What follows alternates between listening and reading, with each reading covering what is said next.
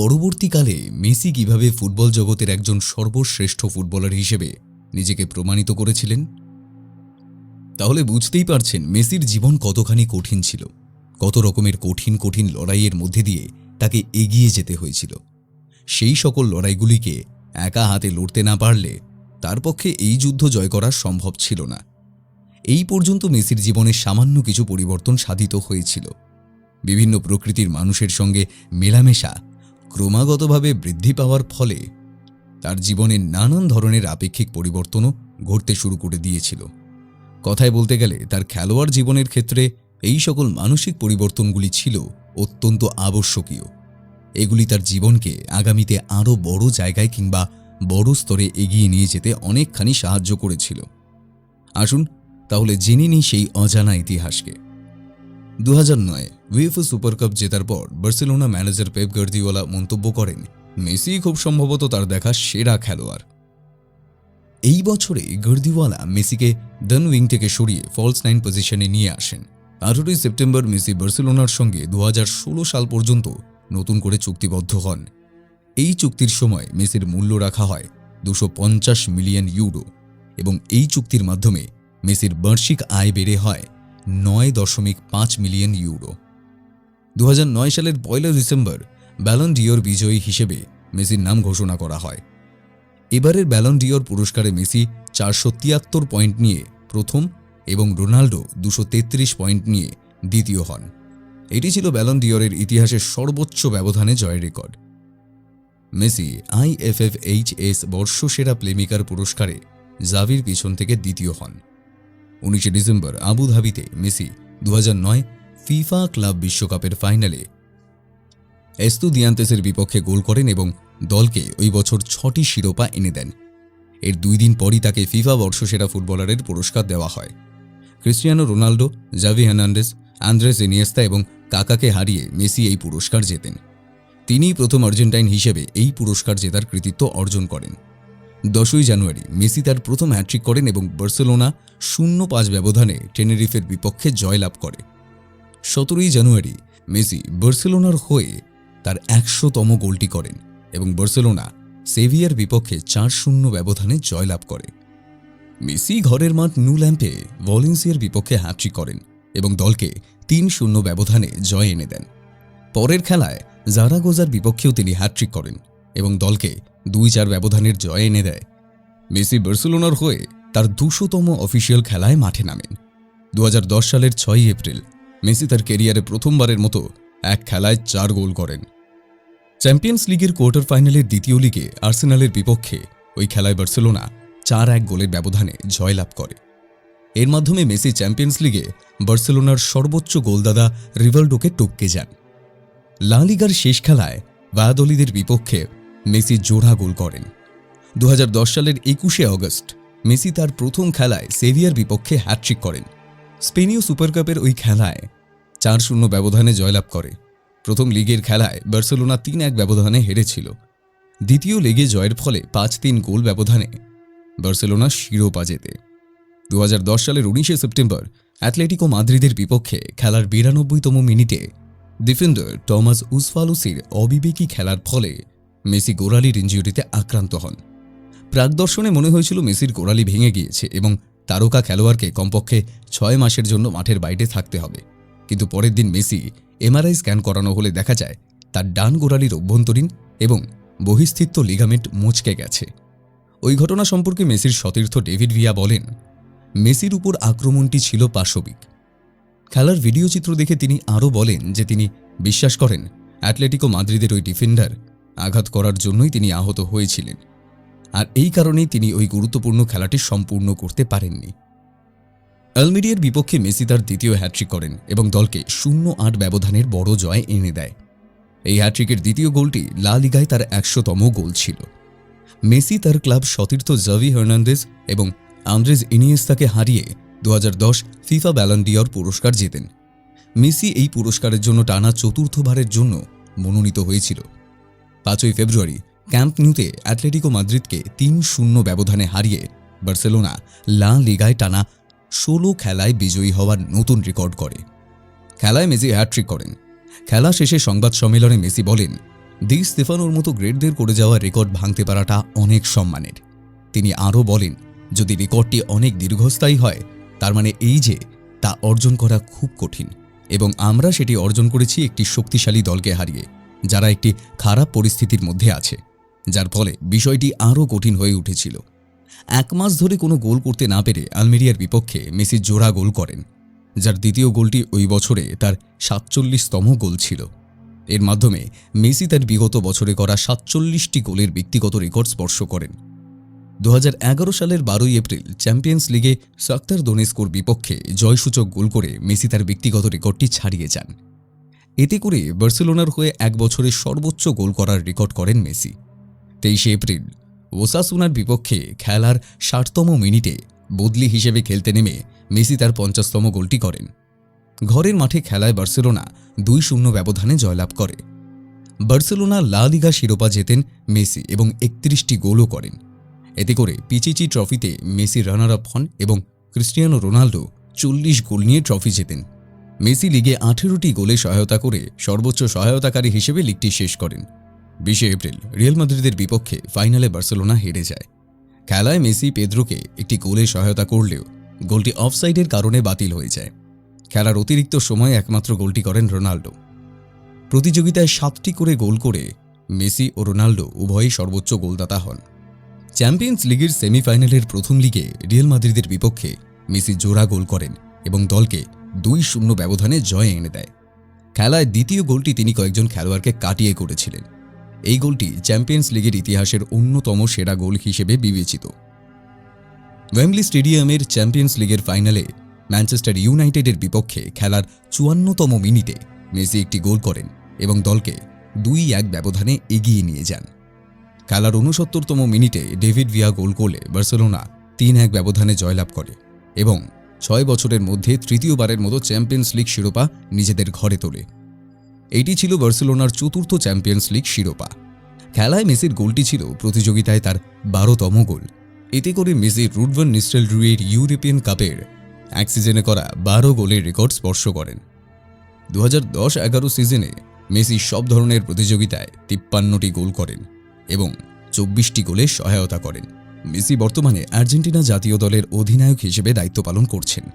5ই August 2021 তারিখে Barcelona ঘোষণা করে যে লিওনেল মেসি ক্লাবের সঙ্গে চুক্তি নবায়ন করবেন না। ক্লাবটি মেসি চলে যাওয়ার কারণ হিসেবে স্প্যানিশ লিগার নিয়মকানুন দ্বারা সৃষ্ট আর্থিক এবং কাঠামোগত বাধার কথা উল্লেখ করেছিলেন। যদিও মেসি বার্সেলোনাকে সর্বদাই নিজের ঘর বলে মনে করেন এবং তার ভাষ্যমতে বার্সেলোনাই তার আপন ঘর ছিল এবং থাকবে। মেসি বিশ্বের সেরা খেলোয়াড় হিসেবে বিবেচিত এবং সর্বকালের সর্বশ্রেষ্ঠ খেলোয়াড়দের মধ্যে একজন। লিও মেসি টানা 4 বার সহ মোট 6 বার ব্যালন ডি'র জয়ের কৃতিত্ব অর্জন করেছেন, যা ফুটবলের ইতিহাসে সর্বোচ্চ। এর পাশাপাশি তিনি সর্বোচ্চ 6 বার ইউরোপীয় গোল্ডেন বুট জয়েরও কৃতিত্ব অর্জন করেছেন। তার পেশাদার ফুটবল জীবনের পুরোটাই কেটেছে বার্সেলোনায়, যেখানে তিনি 10টি লা লিগা, 4টি উয়েফা চ্যাম্পিয়নশিপ লিগ এবং 6টি কোপা দেল রে সহ মোট 33টি শিরোপা জয় করেছেন, যা বার্সেলোনার ইতিহাসে কোনো একক খেলোয়াড়ের পক্ষে সর্বোচ্চ। এছাড়াও একজন অসাধারণ গোলদাতা হিসেবে মেসির দখলে রয়েছে লা লিগায় সর্বোচ্চ সংখ্যক গোল 440টি। লা লিগা ও ইউরোপের যে কোনো লিগে এক সিজনে সর্বোচ্চ গোল 50টি, ইউরোপে এক সিজনে সর্বোচ্চ গোল 73টি, এক পঞ্জিকা বর্ষে সর্বোচ্চ গোল 91টি, এল ক্লাসিকোর ইতিহাসে সর্বোচ্চ গোল 26টি এবং লা লিগাতে 34টি ও চ্যাম্পিয়ন্স লিগে 8টি সর্বোচ্চ হ্যাট্রিকের কৃতিত্ব। পাশাপাশি মেসি একজন সৃষ্টিশীল প্লেমেকার হিসেবেও পরিচিত। তিনি লা লিগা 183টি এবং কোপা আমেরিকায় 12টি সর্বোচ্চ গোলে সহায়তাকারীর কৃতিত্বেরও মালিক। জাতীয় দল এবং ক্লাবের হয়ে তিনি 700রও অধিক পেশাদার গোল করেছেন। একজন পেশাদার ফুটবলার হিসেবে মেসি অন্যান্য ফুটবলারদের থেকে কতখানি এগিয়ে রয়েছেন? এই প্রসঙ্গটি যে শুধুমাত্র ফুটবল খেলার ক্ষেত্রেই প্রযোজ্য এমনটা নয়। আমরা যে কোনো কাজের সঙ্গেই যুক্ত থাকি না কেন, সেই কাজটির প্রতি কতখানি ডেডিকেশন দেখাতে পারছি, কতখানি গুরুত্ব দিয়ে সেই কাজটিকে সম্পন্ন করতে পারছি, এই বিষয়টি অত্যন্ত গুরুত্বপূর্ণ। বিশেষ করে ফুটবল খেলার ক্ষেত্রে তো বটেই। যারা নিজেকে স্টুডেন্ট হিসেবে সারা জীবন ফুটবল খেলা শেখার ক্ষেত্রে আত্মনিয়োগ করতে পারেন, তারাই একদিন মস্ত বড় খেলোয়াড় হয়ে উঠতে পারেন। মেসির মধ্যেও সেই একই প্রকৃতির আত্মসচেতনতা বোধ দেখতে পাওয়া গিয়েছিল। আর ঠিক সেই কারণেই আমরা সকলেই মেসির কাছে কৃতজ্ঞ থাকতে বাধ্য। তিনি শুধুমাত্র ভালো খেলোয়াড় হওয়ার কর্তব্য পালন করেছিলেন তা নয়, তিনি তার দেশকেও এবং তার জন্মস্থান বার্সেলোনাকে গর্বিত অনুভব করাতে সক্ষম হয়েছিলেন। মেসি এই প্রসঙ্গে নিজেই বলেছিলেন যে, আমি যখন ফুটবলের সঙ্গে যুক্ত হওয়ার জন্য প্রস্তুতি নিচ্ছিলাম, সেই সময় আমাকে একাধিক প্রতিদ্বন্দ্বীর সম্মুখীন হতে হয়েছিল। তারা প্রত্যেকেই আমাকে স্থানচ্যুত করবার অভিপ্রায়ে উঠে পড়ে লেগেছিলেন, কিন্তু আমি আমার আত্মবিশ্বাসকে হেরে যেতে দিইনি, কারণ আমি জানতাম এই লড়াই এতটা সহজ হবে না। আবার নিজের আত্মবিশ্বাসকে সঞ্চিত করবার পরে মনে হয়েছিল এই লড়াই এতটা কঠিনও হবে না, কারণ আমরা প্রতিটি জিনিসকে বড্ড কঠিনভাবে দেখি। সবসময় মনে করি আমাদের পক্ষে হয়তো এই যুদ্ধটি জয় করা সম্ভব হবে না। ভগবান আমাদেরকে এমনই কাজের দায়িত্ব দেন যেটি আমাদের দ্বারা সহজে করা সম্ভব নয়, কারণ তিনি জানেন সহজ কাজ সকলে করতে পারেন, তাই কাজ যতটা কঠিন হবে সেটি ততটাই পরিশ্রমসাধ্য হবে। আর পরিশ্রম সর্বদাই মানুষের সচেতনতা বৃদ্ধিতে সহায়তা করে, মানুষকে নতুন কিছু শেখায়, নতুন কিছু জানায়। তাই এক্ষেত্রে আমি বলবো, আমাদের প্রত্যেকের চলার পথে প্রতিকূলতা আসা খুবই জরুরি। সহজ পথ, সরল পথ কখনোই আমাদেরকে উচ্চ শিখরে উপনীত হতে দেয় না, বরং বেঁকে পথে হাঁটতে পারলে তবেই আপনি পথের কঠিনতাগুলিকে পেরিয়ে একদিন নিজেই নিজের জন্য মসৃণ রাস্তা প্রস্তুত করে ফেলতে পারবেন। এখানেই রয়েছে প্রাপ্তি। এটি আপনার জীবনকে স্বর্গের চেয়েও সুন্দর করে তুলতে পারে। আমিও তাই ঈশ্বরের কাছে এই একটি কারণেই কৃতজ্ঞ, কারণ তিনি আমার জীবনে অনেক কঠিনতা দিয়েছেন। আর আজ সেই কারণেই হয়তো আমি আগামীর পথটিকে এতটা মসৃণ করে তোলবার সাহস দেখাতে পেরেছি। মেসির এই নীতিগুলি আমাদেরকে প্রতিটি মুহূর্তে আরও বেশি করে মানসিক বল প্রদান করে। তাই একাধারে আমরা তার কাছে শুধু কৃতজ্ঞই নই, তার দেখানো পথ ধরে চলতেও বাধ্য। মেসি কিভাবে এই যুদ্ধ জয় করেছিলেন আর কোন পথে হেঁটে নিজের স্বপ্নের নৌকায় পা দিয়েছিলেন, আসুন তাহলে জেনে নিই। পেশাদার ফুটবল জীবনের শুরুতে ইনজিউরি প্রবণ হলেও 2007 সাল নাগাদ তিনি নিজেকে দলের অবিচ্ছেদ্য অংশে পরিণত করেন। তিনি 2007 সালের বার্লিন দ্য পুরস্কারে তৃতীয় ও ফিফা বর্ষসেরা পুরস্কারে দ্বিতীয় স্থান অর্জন করেন। পরবর্তী বছর তিনি উভয় পুরস্কারে দ্বিতীয় স্থান অর্জন করেন এবং এর পরের বছর তিনি প্রথমবারের মতো উভয় পুরস্কার জয় করেন। 2008-09 সালের মধ্যে তিনি বার্সেলোনার মূল দলের একজন নিয়মিত খেলোয়াড় হিসেবে পরিণত হন। সেই বছরই তিনি বার্সেলোনাকে প্রথমবারের মতো এবং প্রথম স্পেনীয় ক্লাব হিসেবে ট্রেবল জয়ে সাহায্য করেন। মেসির সেরা সময় নিয়ে বিতর্ক থাকলেও পরিসংখ্যানগত দিক দিয়ে তার সেরা সিজন ছিল 2011-12। সেই সিজনে তিনি লা লিগা এবং ইউরোপীয় ফুটবলের ইতিহাসে এক সিজনে সর্বোচ্চ সংখ্যক গোল করার কৃতিত্ব অর্জন করেন এবং বার্সেলোনার ইতিহাসে সর্বোচ্চ গোলদাতা হিসেবে নিজেকে প্রতিষ্ঠিত করেন। তার প্রতিভার আরেকটি ঝলক দেখা যায় 2014-15 মৌসুমে, যখন তিনি লা লিগা ও উয়েফা চ্যাম্পিয়নশিপ লিগের ইতিহাসের সর্বোচ্চ গোলদাতার কৃতিত্ব অর্জন করেন এবং বার্সেলোনাকে ঐতিহাসিক তৃতীয় ট্রেবল জয়ে সাহায্য করেন। 2018 সালের অগস্টে মেসি বার্সেলোনার অধিনায়ক হিসেবে দায়িত্ব গ্রহণ করেন। মেসি আর্জেন্টিনার ফুটবল ইতিহাসের সর্বোচ্চ গোলদাতা। বয়সভিত্তিক পর্যায়ে তিনি আর্জেন্টিনাকে 2005 ফিফা ইউথ চ্যাম্পিয়নশিপ জেতাতে সাহায্য করেন, যে প্রতিযোগিতায় তিনি সর্বোচ্চ গোলদাতা এবং সেরা খেলোয়াড়ের পুরস্কার অর্জন করেন। এছাড়া তিনি 2008 গ্রীষ্মকালীন অলিম্পিকে আর্জেন্টিনার হয়ে ফুটবলে স্বর্ণ পদক জয় করেন। 2005 সালের অগস্টে আর্জেন্টিনার জাতীয় দলে মেসির অভিষেক হয়। 2006 ফিফা বিশ্বকাপে গোল করার মধ্য দিয়ে তিনি সর্বকনিষ্ঠ আর্জেন্টাইন হিসেবে বিশ্বকাপে গোল করার কৃতিত্ব অর্জন করেন। 2007 কোপা আমেরিকায় তিনি সেরা যুব খেলোয়াড়ের পুরস্কার অর্জন করেন। ওই আসরে আর্জেন্টিনা দ্বিতীয় স্থান অর্জন করেছিল। 2011 সালের অগস্টে তিনি আর্জেন্টিনা দলের অধিনায়ক হিসেবে দায়িত্ব গ্রহণ করেন। অধিনায়ক হিসেবে তিনি আর্জেন্টিনার হয়ে টানা 3টি প্রতিযোগিতায় ফাইনাল খেলেছেন: 2014 ফিফা বিশ্বকাপ, 2015 কোপা আমেরিকা এবং 2016 কোপা আমেরিকা। তিনি 2014 বিশ্বকাপে গোল্ডেন বল পুরস্কার জয় করেন। 2018 সালে মেসি জাতীয় দল থেকে অবসরের ঘোষণা দেন, তবে কয়েক মাস পরে তিনি তার সিদ্ধান্ত বদলে পুনরায় জাতীয় দলে ফিরে আসেন এবং 2018 বিশ্বকাপ ও 2019 কোপা আমেরিকায় তিনি দলকে নেতৃত্ব দেন। 2021 কোপা আমেরিকায় আর্জেন্টিনা তার নেতৃত্বে চ্যাম্পিয়ন হওয়ার গৌরব অর্জন করে। মেসির বড় 2 ভাই এবং এক ছোট বোন রয়েছে। বড় 2 ভাইয়ের নাম রদ্রিগো ও মাতিয়াস এবং ছোট বোনের নাম মারিয়া সল। 5 বছর বয়সে মেসি স্থানীয় ক্লাব গ্রান্তলির হয়ে ফুটবল খেলা শুরু করেন, যার কোচ ছিলেন তার বাবা জর্জ। 1995 খ্রিস্টাব্দে মেসি রোজারিও ভিত্তিক ক্লাব নিউয়েলস ওল্ড বয়েজে যোগ দেন। তিনি স্থানীয় যুব পরাশক্তির অংশ হয়ে পড়েন, যারা পরবর্তী 4 বছরে একটি মাত্র খেলায় পরাজিত হয়েছিল এবং স্থানীয়ভাবে দ্য মিশন অফ 87 নামে পরিচিত হয়ে উঠেছিল। তাদেরকে এই নামে অভিহিত করার কারণ তাদের জন্মসাল ছিল 1987। এখন এর পর্বটা বেশ ইন্টারেস্টিং হতে চলেছে। আপনার মতে কে সেরা, মেসি নাকি রোনাল্ডো? আর সেরার সেরা? আপনি যতটা ভাবেন তার চেয়েও বেশি মিল আছে এই দুজনের। এখনো পর্যন্ত আমরা যে প্রশ্নের মুখোমুখি হয়েছি সবচেয়ে বেশি সেটা হলো মেসি নাকি রোনাল্ডো, কে সর্বকালের সেরা? এর উত্তর দেওয়া সহজ নয় এবং একই সঙ্গে অসম্ভবও। তারা দুজনেই সেরা, প্রজন্মের সবচেয়ে বড় দুই তারকা। ফুটবল মাঠে মুখোমুখি হচ্ছে প্রায় 2.5 বছর পর। মেসি সেরা খেলোয়াড় এবং রোনাল্ডো সেরা স্ট্রাইকার। বিষয়টা আমরা এভাবেই ভাবি।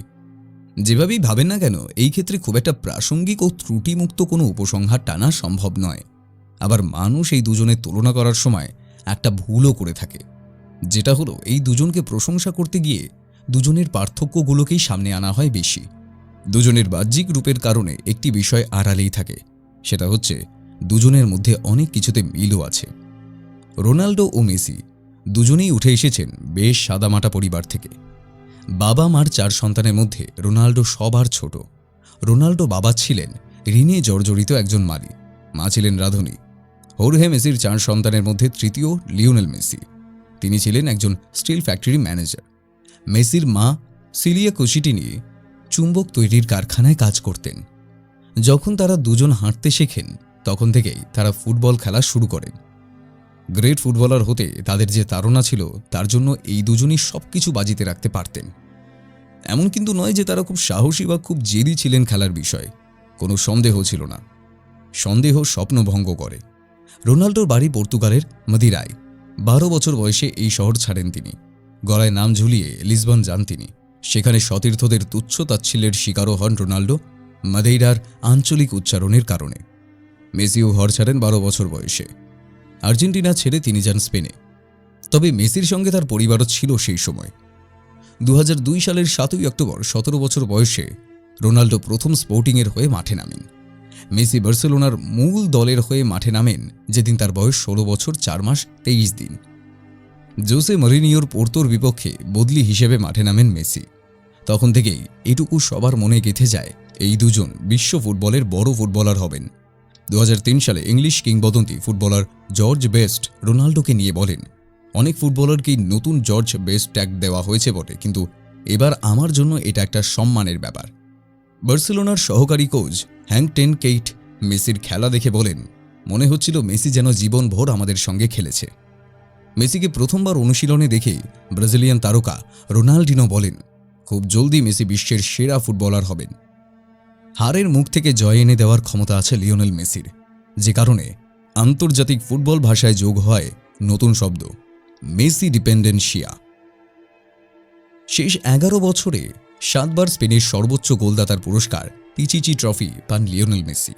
বাকি 4 বারে 3 বার এই পুরস্কার পান রোনাল্ডো। 2017 চ্যাম্পিয়ন্স লিগ ফাইনালে রোনাল্ডো বিশেষ অবদান রাখেন রিয়াল মাদ্রিদকে জেতাতে। যদিও রিয়াল মাদ্রিদের গত 1 দশকের সাফল্যে প্রধান ভূমিকায় ছিলেন রোনাল্ডো, তবুও বার্সেলোনায় মেসি যে সম্মান পান সেটা তিনি রিয়াল মাদ্রিদে পান না বলে ধারণা করেন রোনাল্ডো। রিয়াল মাদ্রিদের প্রেসিডেন্ট ফ্লোরেন্তিনো পেরেসকে তিনি বলেন, টাকার প্রশ্ন যদি আসে আমি 100 মিলিয়ন ইউরো নিয়ে আসব। পেরেস পাল্টা বলেন, যদি আপনি যেতে চান মেসিকে সই করানোর মতো অর্থ নিয়ে যান। রোনাল্ডো রিয়াল মাদ্রিদ ছাড়ার পর আর চ্যাম্পিয়ন্স লিগের শেষ 16 পার করতে পারেনি ক্লাবটি। হারের অভিব্যক্তি দুজনের দুরকম, যেমনটা তাদের ডিএনএতে প্রতিফলিত হয়। রোনাল্ডো উঁচু গলায় ঝাঁঝালো ভাষায় যুদ্ধংদেহী ভঙ্গিমায় এবং মুখোমুখি অনুভূতি প্রকাশ করে। মেসি খানিকটা অন্তর্মুখী, কথাবার্তাও বলেন না কখনো কখনো, কখনো বা এই রেশ বেশ কয়েকদিন থাকে। যদিও এই দিক থেকে তাদের বাহ্যিক রূপে বিশাল পার্থক্য আছে, কিন্তু যেই ভাবাবেগ তাদের ছুঁয়ে যায় তার তীব্রতা দুজনেরই একরকম। তারা যদি নিজেদের জয়ী হওয়ার ব্যাপারে প্রধান ভূমিকায় না দেখতেন তবে হয়তো এভাবে তৈরি হতেন না দুজন শৈশব থেকে। রোনাল্ডোর ক্ষেত্রে বোঝাই যাচ্ছিল না চেলসির সঙ্গে চ্যাম্পিয়ন্স লিগের ফাইনালে পেনাল্টি মিস করার পর যে কাঁদছিলেন সেটা পরবর্তীতে খুশির অশ্রুতে পরিণত হয় কিনা। কারণ ম্যানচেস্টার ইউনাইটেডের হয়ে একমাত্র তিনি পেনাল্টি মিস করেন। বয়স বাড়ার সঙ্গে সঙ্গে নিজেদের নতুন করে আবিষ্কার করেছেন দুজনেই। হাঁটুতে সমস্যা হওয়ার পর রোনাল্ডো মেনে নেন যে তিনি তার আগের মতো করে গতির ঝড় তুলে ডিফেন্সে ত্রাস সৃষ্টি করতে পারবেন না। তিনি নিজেকে দ্রুত গতির উইঙ্গার থেকে ফুটবলের সেরা স্ট্রাইকারে পরিণত করেন। মেসিও শুরুতে উইঙ্গার ছিলেন। ফরওয়ার্ড হওয়ার পর তিনি বিশ্বের সেরা নম্বর 10-এ পরিণত হন। যদিও আমার মতে এখানে পেলে ও দিয়েগো মারাদোনাও থাকবেন। শুধু গোল দিয়েই মেসি সন্তুষ্ট থাকেন না, মিডফিল্ডেও মেসির ভূমিকা থাকে। গোল করানোর দিক থেকেও মেসি লা লিগার সেরাদের একজন। দল হারুক, জিতুক কিংবা ড্র করুক, লিওনেল মেসি তার ফুটবল জীবনের শুরুর দিকে কাঁদতেন রীতিমতো নিজে গোল করতে না পারলে। মেসি ও রোনাল্ডো যদি এমন প্রতিপক্ষ পরিণত না হতেন, তবেও কি তারা এমন সফল থাকতেন? আমার মনে হয় না। ফর্মুলা 1 রেসিং বা গ্র্যাপ্রি তারকা নিকি লাউদা একদা বলেছিলেন, একজন শত্রু থাকা আশীর্বাদ। 2013 সালের 27শে জানুয়ারি মেসি ওসাসুনার সঙ্গে 4 গোল দেন। ঠিক তার কয়েক ঘন্টা পরে রোনাল্ডো হ্যাট্রিক করেন। কাকতালীয় মনে হচ্ছে? আমার মনে হয় না। একবার লেখক ও শারীরিক কোচ পেদ্রো গোমস বলেন, নিজের প্রতি যে প্রত্যাশা সেটা বাড়তে থাকে যখন শত্রু আরও ভালো করে। আমরা যখন ছোট ভাবি তখন ছোটই থাকি। আমরা যদি প্রতিদিন নিজেদের ছাড়িয়ে যাওয়ার প্রেরণা না খুঁজে পাই, তবে আমরা থেকে যাব। একজন যদি না থাকতেন, আরেকজন হয়তো 25 গোলেই সন্তুষ্ট থাকত। আগে স্পেনে, এখন ইউরোপিয়ান মঞ্চে মেসি ও রোনাল্ডো একে অপরকে ছাড়িয়ে যাওয়ায় ব্যস্ত থাকেন।